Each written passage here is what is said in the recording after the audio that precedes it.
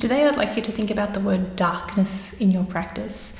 And we can sometimes think of darkness as being something bad, somewhere we don't want to spend time. And if that's where your mind is, then maybe that's what darkness means for you. Maybe this idea of your mind being in kind of a dark place, this is an invitation to try and bring yourself out of the darkness and into some kind of a lighter mood.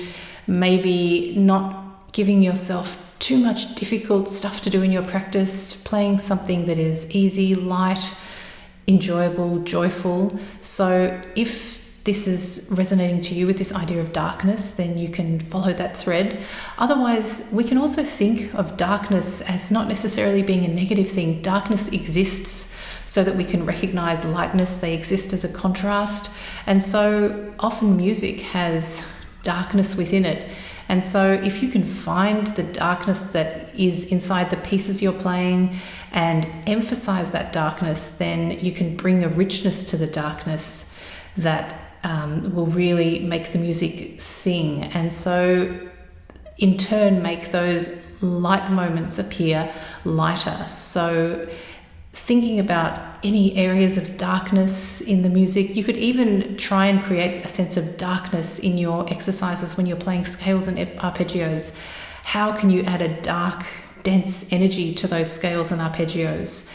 And then maybe you contrast it by then playing them with the most contrasting light energy you can.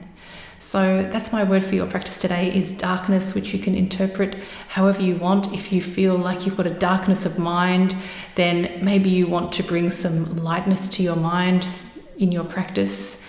And you can also consider the areas of darkness or the quality of darkness in the music and the way that you are playing today.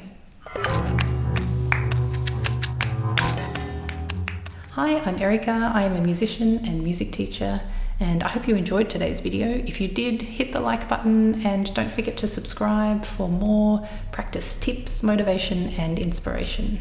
And also share this video with any friends who are also practicing music. And finally, if you like, you can stick around for a short meditation at the end of this video to prepare you for a great day's practice. So happy practicing, and I'll see you next time. Bye. So let's just take a few moments now to prepare the body and the mind for practice. Make your space comfortable. Take out your instrument and any books or music you need for your practice. And then when you're ready, coming to a place of stillness, either sitting or standing, maybe with your instrument. Soft focus in the eyes, and then taking a deep breath in through the nose and out through the mouth.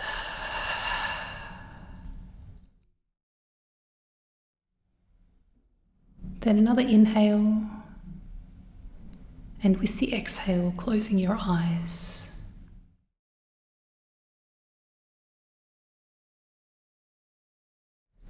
We're going to scan through the body from top to bottom, just watching as any tension in the body releases, melts away. Starting at the top of the body, the head, the forehead, the point between the eyebrows, the cheekbones, the lips, tongue, the neck, all the tension releasing, melting away.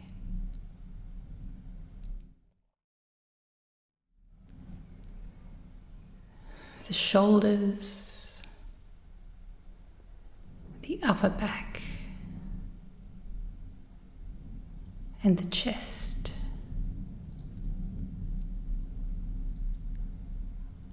The upper half of each arm, the lower half of each arm, the wrists, every muscle in the hands and in each finger, down each joint all the way to the fingertips, relaxing, releasing the diaphragm, the lower back,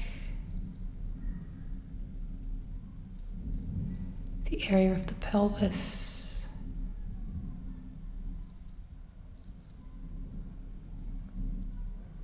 the upper half of each leg, the knees, and the lower half of each leg. Every muscle releasing, relaxing. The ankles, the feet, and finally the toes. Every muscle in the body released, relaxed, at ease.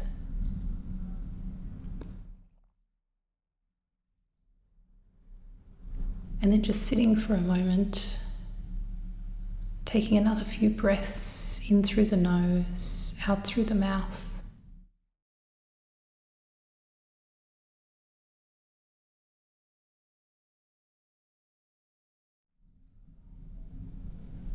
And then when you're ready, blinking the eyes open, ready for practice.